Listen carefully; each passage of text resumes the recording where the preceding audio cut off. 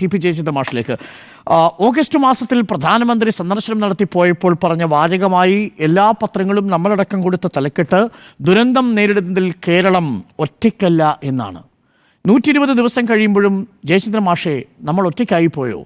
കേന്ദ്രത്തിൽ നിന്ന് നമുക്ക് കിട്ടേണ്ട ചൂരൽമല മുണ്ടക്കയുമായി ബന്ധപ്പെട്ട പ്രത്യേക പാക്കേജിന് 1 രൂപ പോലും കിട്ടിയില്ല. പ്രധാനമന്ത്രിയുടെ കെയർ ഫണ്ടിൽ നിന്ന് പണം കിട്ടിയില്ല. ചർച്ചയ്ക്ക് മുമ്പ് അങ്ങയിലേക്ക് വരുന്നതിന് മുമ്പ് ഒരു കാര്യം ഞാൻ പറയട്ടെ.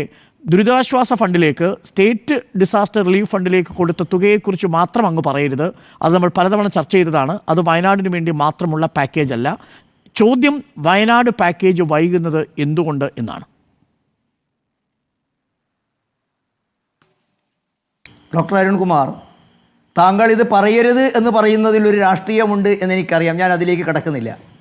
ഞാൻ താങ്കളുടെ ശ്രദ്ധയിലേക്ക് കൊണ്ടുവരുന്നത്, ഈ രാജ്യത്ത് നമ്മൾ ആഗ്രഹിച്ചാലും ഇല്ലെങ്കിലും ദുരിതങ്ങളും ദുരന്തങ്ങളും വന്നുകൊണ്ടേയിരിക്കും.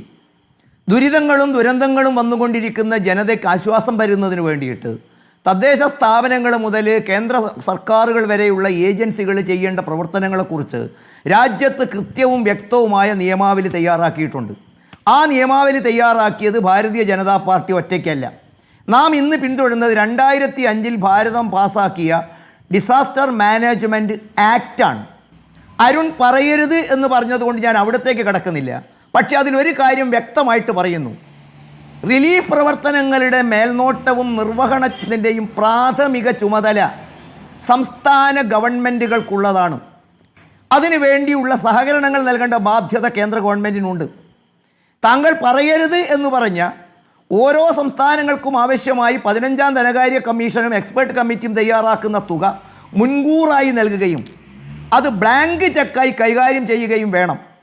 അത് മതിയാകാതെ വരുമ്പോൾ സംസ്ഥാനം മെമ്മോറാണ്ടം നൽകുകയും കേന്ദ്ര ഗവൺമെൻറ് മറ്റ് തരത്തിലുള്ള സംവിധാനങ്ങൾ ഉണ്ടാക്കുകയും വേണം. ഇൻ്റർ മിനിസ്റ്റീരിയൽ സെൻട്രൽ കമ്മിറ്റിക്ക് രൂപം കൊടുക്കണം. മെമ്മോറാണ്ടം കിട്ടിയ ശേഷം ഒരു സ്ഥലം വന്ന് പരിശോധിക്കണം. അത് പിന്നീട് ഹൈ ലെവൽ കമ്മിറ്റിക്ക് കൈമാറണം. ആ തരത്തിലുള്ള പദ്ധതികൾ ആവിഷ്കരിക്കണം. ഇനി നിങ്ങൾ ഈ പറഞ്ഞതൊക്കെ ഞാൻ മറച്ചു വെക്കാം. ഒറ്റ ചോദ്യം ഡോക്ടർ അരുൺകുമാർ, വയനാടും ഉണ്ടായ ഇതേ ദിവസം കോഴിക്കോട്ട് അങ്ങ് വടക്കേ അറ്റത്ത് മറ്റൊരു സ്ഥലത്ത് ഇതേമാതിരി ഒരു ദുരന്തമുണ്ടായിരുന്നു. വിലങ്ങാട് എന്നാണ് ആ സ്ഥലത്തിൻ്റെ പേര്. അനിൽകുമാറിന് അറിയുമോ? ആ സ്ഥലത്ത് എന്ത് ദുരിതാശ്വാസ പ്രവർത്തനമാണ് ഡോക്ടർ അരുൺ ഈ ഗവൺമെൻറ് ചെയ്തിരിക്കുന്നത്? അതിനെന്താണ് ഡോക്ടർ അരുൺ തടസ്സമുള്ളത്? ഒരു വീട്, ഒരു കൃഷിക്കൊരു ചെറിയ ആനുകൂല്യം, അവരൊന്ന് തിരിഞ്ഞു നോക്കാൻ സംസ്ഥാനം വിചാരിച്ചിട്ടുണ്ടോ? അടുത്ത എൻ്റെ സംശയം അരുൺകുമാർ, ഇതേ നേരത്തെ ഒരുപക്ഷെ എന്നേക്കാൾ വ്യക്തമായി ഷാജി മോഹന് പറയാൻ സാധിക്കും. അത് വർഷങ്ങൾക്ക് മുമ്പ് മറ്റൊരു ദുരന്തം ഈ പുത്തുമലയിൽ ഉണ്ടായിരുന്നു. ഇന്ന് അരുൺ അറിയുമോ? ഈ മഴച്ചാറ്റലിൽ പാത്രത്തിൽ വെള്ളവുമെടുത്ത് ആ ആളുകൾ ഇങ്ങനെ ചോരുന്ന വീടിൻ്റെ മുറിക്കകത്തിരുന്ന് ഉറക്കമൊഴിച്ച് കാത്തിരിക്കുകയാണ്. ചോദിച്ചു പലരും. ഞാൻ ഒരു കാര്യം അരുണോട് പറയും, നമ്മൾ എന്തൊക്കെ മറച്ചു വെച്ചാലും 107ാമത്തെ, ഇന്ന് 126 ദിവസം കഴിഞ്ഞു. ഒരുപക്ഷെ മാധ്യമങ്ങളിൽ ചെറിയൊരു വാർത്തയായി വന്നിട്ടുണ്ടാകാം. 107ാമത്തെ ദിവസമാണ് സംസ്ഥാന ഗവൺമെൻറ് ഒരു മെമ്മോറാണ്ടം കൈമാറിയിരിക്കുന്നത്. നാം അറിയണം ഡോക്ടർ അരുൺകുമാർ, ഇത് ചെയ്യാൻ ഇത്രയും കാലതാമസം ഉണ്ടായി. മറ്റൊന്നും കൂടി നമ്മൾ തന്നെ പറഞ്ഞു. എന്തുകൊണ്ടാണ് സ്ഥലമേറ്റെടുക്കാനുള്ള തടസ്സം? ചൂരൽമല മുണ്ടക്കയുടെ പേരിൽ മെമ്മോറാണ്ടം കൊടുത്തത് ഓഗസ്റ്റ് 17-നല്ലേ? 120 ദിവസം കഴിഞ്ഞല്ലോ. അക്കാര്യത്തിൽ എന്ത് തീരുമാനമായി?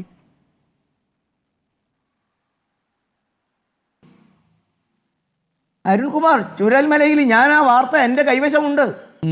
അരുൺകുമാറിന്റെ ശ്രദ്ധയിൽ ഞാൻ ഒന്നുകൂടി പെടുത്തും. ഡോക്ടർ അരുൺകുമാർ, നിങ്ങൾ ആരും പറഞ്ഞ കേസ് ആരും കൊടുത്തതല്ല.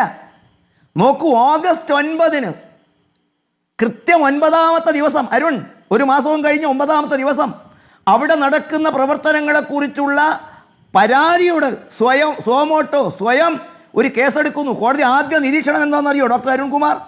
പരിസ്ഥിതി അതോറിറ്റിയുടെ പ്രവർത്തനങ്ങൾ ആശങ്ക രേഖപ്പെടുത്തുന്നു കോടതി. പാരിസ്ഥിതിക ഓഡിറ്റിന് വേണ്ടിയിട്ട് അമിക്കസ് ക്യൂറിയ നിശ്ചയിക്കുന്നു. എല്ലാം സുഗമമായി നടന്നു എന്ന അഭിപ്രായമുണ്ടെങ്കിൽ കോടതി അമിക്കസ് ക്യൂറിയ നിശ്ചയിക്കേണ്ടി വരുമോ?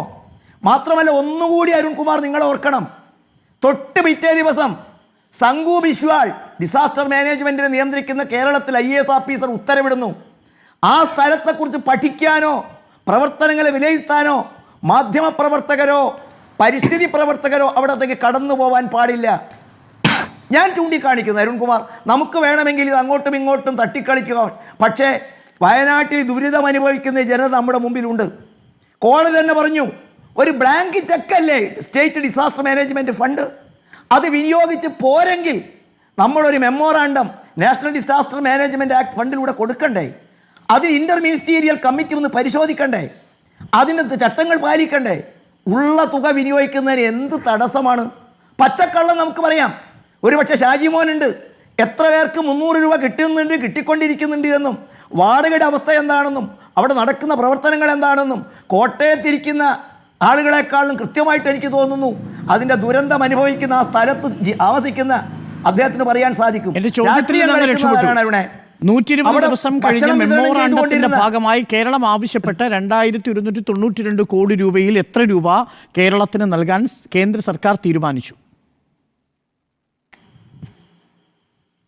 അരുണെ, ഈ 2222 കോടി രൂപയുടെ കടലാസ് അരുൺ കണ്ടിട്ടുണ്ടോ? എന്തൊക്കെ ആവശ്യത്തിനാണത്? മെമ്മോറാണ്ടം ഞങ്ങൾക്കല്ലല്ലോ കേന്ദ്ര സർക്കാരിലെ ഹോം ഡിപ്പാർട്ട്മെന്റിലേക്കല്ലേ? അല്ലല്ലോ, ഇതൊക്കെ അല്ല അരുണല്ലേ നവകേരള സൃഷ്ടിക്ക് വേണ്ടിയിട്ട് പുറകെ നടന്ന് കേന്ദ്രത്തിൻ്റെ നയങ്ങളിൽ മാറ്റമില്ലെങ്കിലും കേരളം രക്ഷപ്പെടുന്നതിന് വേണ്ടി പഠിച്ചൊരു കടലാസ് തയ്യാറാക്കി കൊടുത്ത ഡോക്ടർ അരുണല്ലേ? ഇതൊക്കെ പബ്ലിക് ഡൊമൈനിൽ കിട്ടുന്ന സാധനമല്ലേ? ഞാൻ ചോദിക്കുന്നത് ഈ തരം സമീപനം എന്താണ്? ഇതുവരെ നമ്മൾ ചർച്ച ചെയ്ത ആയിരക്കണക്കിന് മനുഷ്യർക്ക് കൊടുക്കേണ്ട ദുരിതാശ്വാസ നിധി 120 ദിവസമായിട്ടും കൊടുക്കാതിരിക്കുന്ന കേന്ദ്ര സർക്കാരിന്റെ വീഴ്ചയെക്കുറിച്ച് എങ്ങനെയാണ് താരതമ്യം ചെയ്യാൻ കഴിയുക ശ്രീ ജയചന്ദ്രൻ? സാധിക്കും അനിൽകുമാറെ. 13 വർഷം കഴിഞ്ഞ് ടീകോമിൻ്റെ കാര്യങ്ങളായിരുന്നില്ലേ നമ്മൾ ഇതുവരെ ചർച്ച ചെയ്തത്? വിവാദങ്ങൾ ഉണ്ടാക്കുകയും സംസ്ഥാനത്തോട് യാതൊരു കൂർ പ്രഖ്യാപിക്കാതിരിക്കുകയും എല്ലാത്തിലും കൈയിട്ട് വാരാൻ ശ്രമിക്കുന്നതിൻ്റെ അനുഭവം നമ്മുടെ മുമ്പിലില്ലേ? ഞാൻ ഒന്നുകൂടി ചോദിക്കും ഡോക്ടർ അരുൺകുമാർ, ഒറ്റ കാര്യം ഞാൻ അരുൺകുമാറിന് ചോദിക്കട്ടെ. അരുൺ, ഭൂമി തരം മാറ്റൽ എന്നൊരു പരിപാടി ലോകത്ത് നിലനിൽക്കുന്ന സംസ്ഥാനമാണ് കേരളം. അരുൺ അറിയോ, 1510 കോടി രൂപയാണ് ഇനത്തിൽ പിരിച്ചു കിട്ടിയത്. 3 ദിവസം മുമ്പ് കേരള ഹൈക്കോടതി ചോദിച്ചു ഗവൺമെൻറ്റിനോട് എവിടെ പോയി പണം? ഡോക്ടർ അരുൺ, 1510 കോടി രൂപ ഭൂമി തരം മാറ്റലിലൂടെ നെൽകർഷകർക്ക് നെൽകൃഷി മോട്ടിവേഷൻ വേണ്ടി കൊടുക്കണമെന്ന് പറഞ്ഞ കണക്കിൽ അതൊക്കെ കർഷകർക്ക് കൊടുക്കേണ്ട പണമല്ലേ സർ? നമ്മളിപ്പോൾ സംസാരിക്കുന്നത് ദുരന്തബാധിതരെ കുറിച്ചാണ്.